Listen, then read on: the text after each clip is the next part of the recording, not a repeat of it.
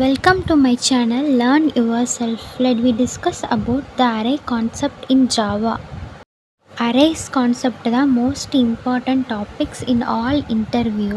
நான் அதுக்காக ஒரு வேர்டில் 20 டேஸில் அரேஸ் எப்படி லேர்ன் பண்ணிக்கலாம் அப்படி சொல்லிட்டு ஒரு பிடிஎஃப் மாதிரி க்ரியேட் பண்ணியிருக்கேன். Day 1 Day 2ன்னு போட்டு ஈஸியாக லேர்ன் பண்ணிக்கலாம். நான் இப்படி தான் படித்தேன் ஃபஸ்ட்டு அரேஸ் படிக்கும் போது.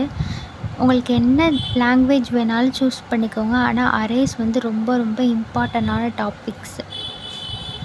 இன்டர்வியூவில் அரேஸ் கான்செப்ட் இல்லாமல் ஒரு இன்டர்வியூ கூட இருக்காது. நான் வந்து ஜாவா சூஸ் பண்ணியிருக்கேன். இந்த டாபிக்ஸ்லாம் கவர் பண்ணாலே போதும், நம்ம இன்டர்வியூவில் கண்டிப்பாக பாஸ் ஆகிடலாம். Day 1 introduction. ஃபஸ்ட்டு அரேனா நம்ம என்னன்னு தெரிஞ்சுக்கணும். What is array? நார்மலாக அரே அப்படின்னா multiple value in one data டைப்பில், ஒரு டேட்டா டைப்பில் மல்டிப்பிள் வேல்யூஸை நம்ம ஸ்டோர் பண்ணி வச்சுக்குவோம். அதுதான் நார்மலாக அரே.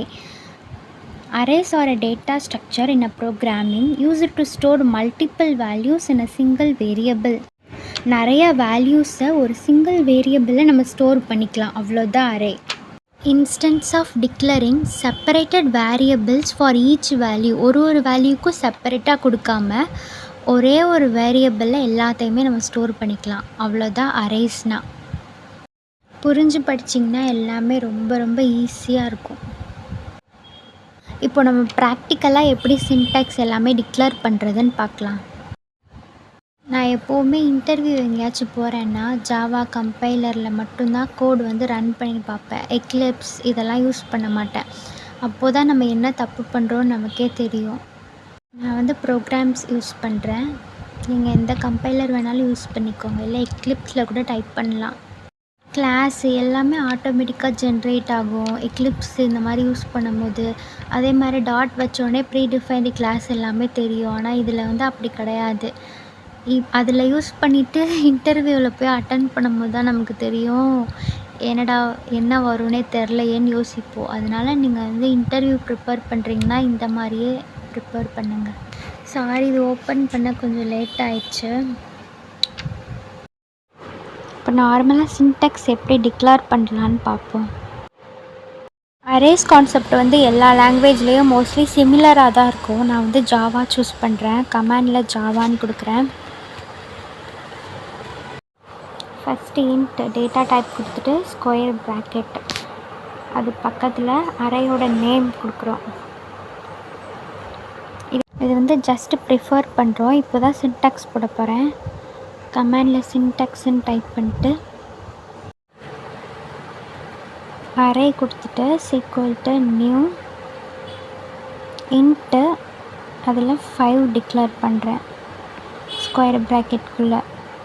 இது என்ன அப்படின்னா அலோகேட் மெமரி ஃபார் 5 இன்டீஜர். இது வந்து ஒரு 5 இன்டீஜருக்கு மெமரி அலோகேட் பண்ணுறது. இது வந்து 5 வேல்யூஸ் வந்து நம்ம ஸ்டோர் பண்ணிக்கலாம் அந்த டேட்டா டைப்ஸ்குள்ளே. நான் கமாண்டில் அது கொடுத்துக்கிறேன், அப்போ தான் ஈஸியாக புரியும் பார்க்கும்போது. allocate memory for 5 integers.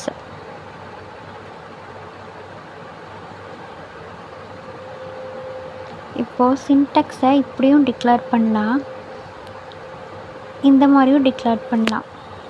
Into square brackets array name நேம் கொடுத்துட்டு equal to new int of square ப்ராக்கெட்டில் 5. இதுதான் ரெண்டையுமே சேர்த்து பண்ணுறது, டிக்ளரேஷன் ப்ளஸ் அலோகேஷன்.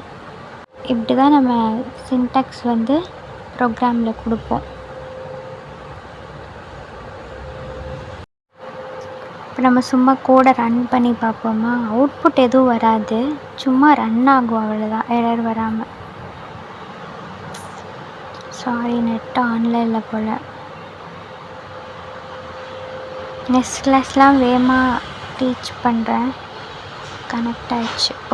அரே வந்து நம்ம சேம் நேம் கொடுத்துருக்கோம். இதில் வந்து அரேஸ் மாற்றிட்டு ரன் பண்ணுறேன். பார்த்திங்களா, சக்ஸஸ்ஃபுல்னு வந்துடுச்சு. இப்போ டிக்ளேர் பண்ணியாச்சு. நெக்ஸ்ட்டு டிக்ளேர் பண்ணி ஒரு வேல்யூ அசைன் பண்ணி நம்ம பிரிண்ட் பண்ணி பார்க்கலாம். ஓகேவா? நெக்ஸ்ட் கிளாஸ்லாம் ஃபாஸ்ட்டாக போகிறேன். இது கொஞ்சம் ஸ்லோவாக போகிற மாதிரி எனக்கே தோணுது. என் லேப்டாப்பும் கொஞ்சம் ஸ்லோ. டெலீட் பண்ணியாச்சு. இப்போது declared and assign the values கமாண்டில் கொடுத்துக்கிறேன். டிக்ளேர் பண்ண போகிறோம், அப்புறம் அசைன் பண்ண போகிறோம். அந்த வேல்யூஸை நம்ம ப்ரிண்ட் பண்ண போகிறோம். அவ்வளோதான், இன்டீஜர் வேல்யூஸை ப்ரிண்ட் பண்ண போகிறோம். Declared and array of size 3. நம்ம வந்து ஒரு 3 சைஸ்க்கு வந்து வேல்யூஸ் ப்ரிண்ட் பண்ணலாம்.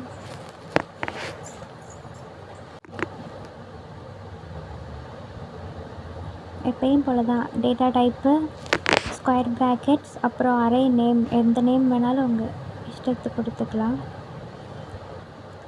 நியூ டேட்டா டைப்பில் சைஸ் 3 வந்து டிக்ளேர் பண்ண போகிறோம்.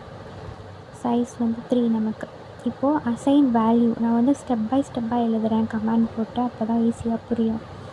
இப்போ வேல்யூ அசைன் பண்ண போகிறோம். எதில் அசைன் பண்ணுறோன்னு நல்லா ஞாபகம் வச்சுக்கோங்க. நம்ம வேரியபிள், இங்கே வந்து வேரியபிள்னால் அரே தான். அதுக்குள்ளே சைஸ் வந்து எப்போவுமே 0ல் தான் நம்ம ஸ்டார்ட் பண்ணுவோம். அரேயோட சைஸ் எப்போவுமே 0 தான். இது வந்து மறக்கவே கூடாது. 0ல் 2, 1ல் 8 அண்ட் 2ல் 7 கொடுத்தாச்சு. இப்போது இதெல்லாம் ப்ரிண்ட் பண்ண போகிறோம்.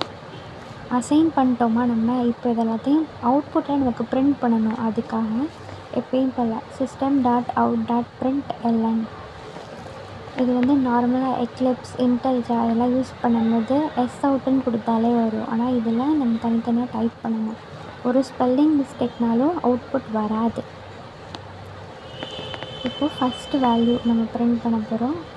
எப்பயும் போல் plus array of 0. Array of 0ல் தான் 2 இருக்கும். நான் இதை அப்படியே காப்பி பண்ணி கீழே 1 2 3 கொடுத்துக்கிறேன். சைஸ் மட்டும் சேஞ்ச் பண்ணிக்கிறேன் 2 3ன்னு. நான் இங்கே ஒரு மிஸ்டேக் பண்ணியிருக்கேன், யாராச்சும் கண்டுபிடிச்சிங்களா? 0 1 and then 2 3.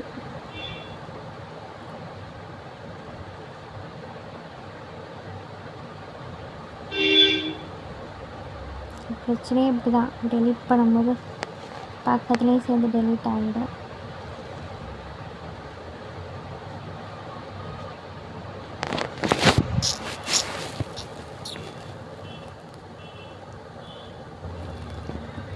ஒரு மிஸ்டேக் பண்ணியிருக்கேன். அரே ஆஃப் 2க்கு அரே ஆஃப் 3ன்னு கொடுத்துருக்கேன்.